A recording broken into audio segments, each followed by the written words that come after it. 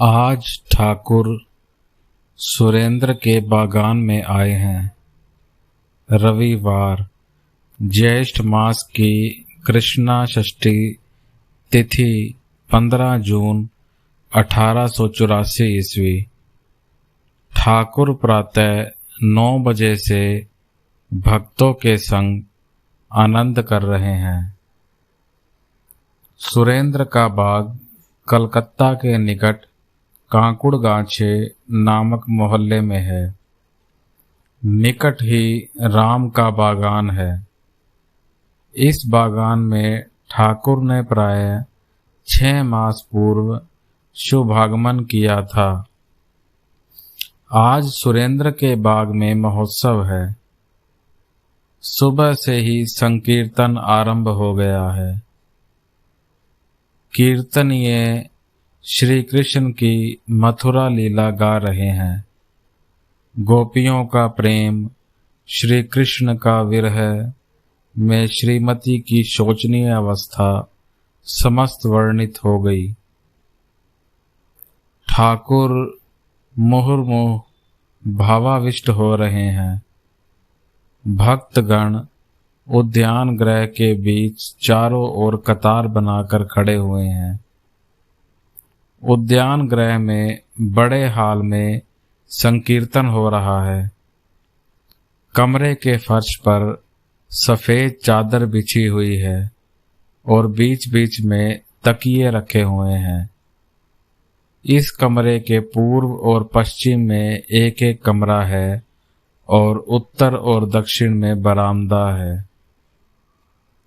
उद्यान गृह के सामने अर्थात दक्षिण दिशा में एक विशेष पक्के घाट वाला सुंदर सरोवर है। कमरे और सरोवर के घाट के बीच पूर्व पश्चिम में उद्यान पथ है। संकीर्तन चल रहा है। संकीर्तन गृह में भक्तों की भीड़ जमा हो गई है।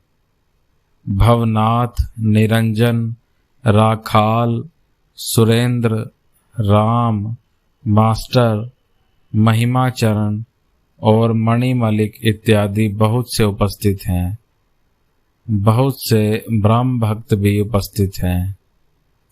माथुर गान हो रहा है। कीर्तनीय पहले गौर चंद्रिका गा रहे हैं। गौरांग ने संन्यास लिया है।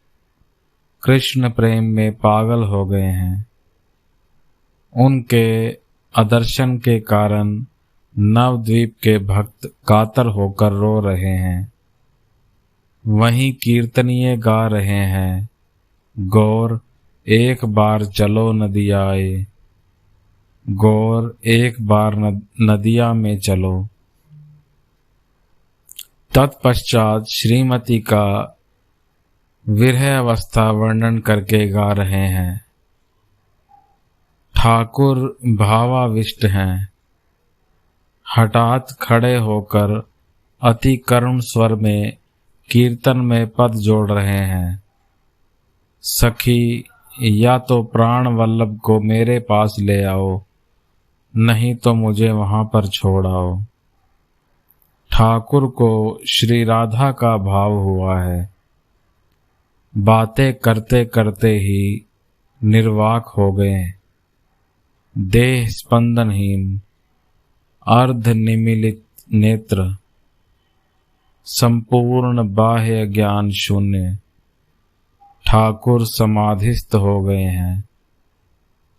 अनेक क्षणों के पश्चात प्रकृतिस्थ हुए हैं।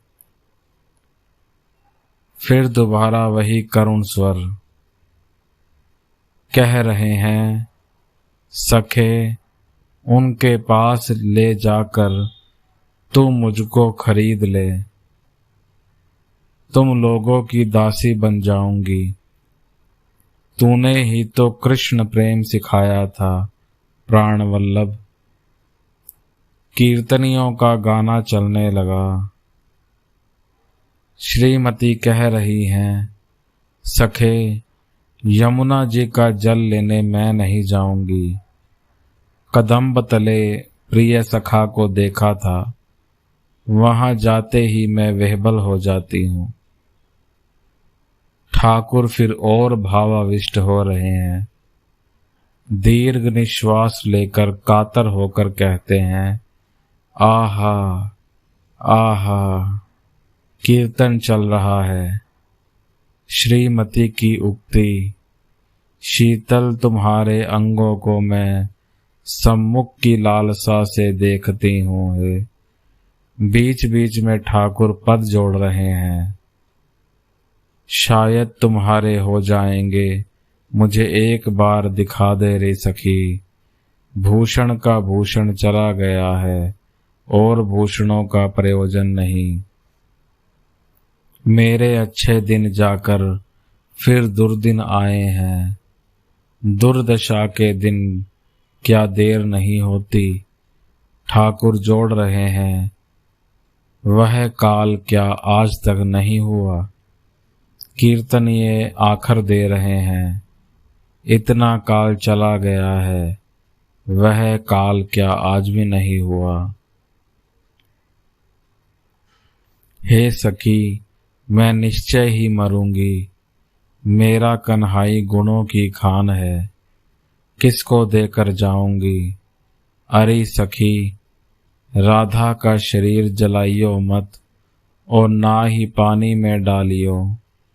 यह कृष्ण के विलास का अंग है, जल में इसे मत डालना।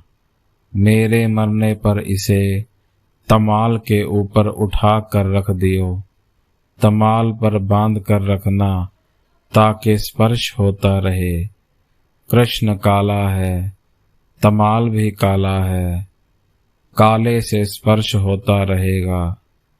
शिशु काल से मुझे काला बहुत प्यारा है। मेरे कन्हाई का वैसा ही अंग है। देखना, यह मेरा शरीर कन्हाई से अलग ना हो। श्रीमती की दशम दशा है, मूर्छित होकर गिर गई हैं। राधा बेहोश हो गई हैं, उनका ज्ञान चला गया है। नाम करते करते यह आनंद हाट कैसे टूट गई। उसी समय प्राण प्यारी सखी के नयन बंद हो गए। ये राधा क्यों ऐसे हो गई। अभी अभी तो बातें कर रही थी।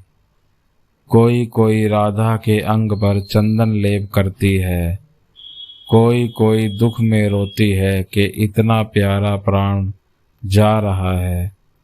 कोई कोई राधा के बदन पर जल डाल रही है, यदि किसी तरह बचे। जो कृष्ण प्रेम में मरता है, वह क्या जल से बचता है।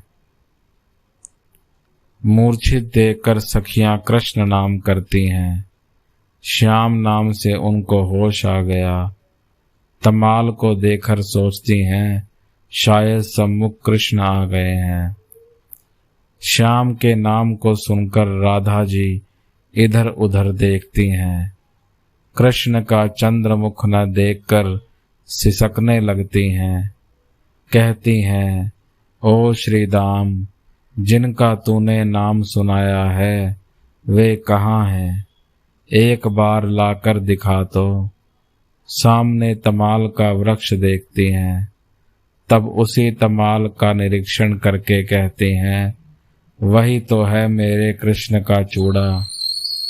तमाल वृक्ष पर मोर को देखकर कहती हैं, वही तो चूड़ा दिखाई दे रहा है। सखियों ने युक्ति करके मथुरा जी में दूती भेज दी। मथुरावासी एक स्त्री के साथ उन्होंने परिचय कर लिया। श्रीमती की सखी दूती कहती है, मुझे पुकारना नहीं पड़ेगा, वह अपने आप ही आ जाएंगे। दूती मथुरा वासिनी के संग जहाँ पर कृष्ण है, वहीं जा रही है। तब फिर व्याकुल होकर रो रो कर पुकारती हैं, कहाँ पर हरि है रे। गोपी जन जीवन प्राण वल्लभ, राधा वल्लभ, लज्जा निवारण हरि, एक बार दर्शन दो। मैंने बड़े गर्व से इन्हें कहा है, कि तुम अपने आप दर्शन दोगे।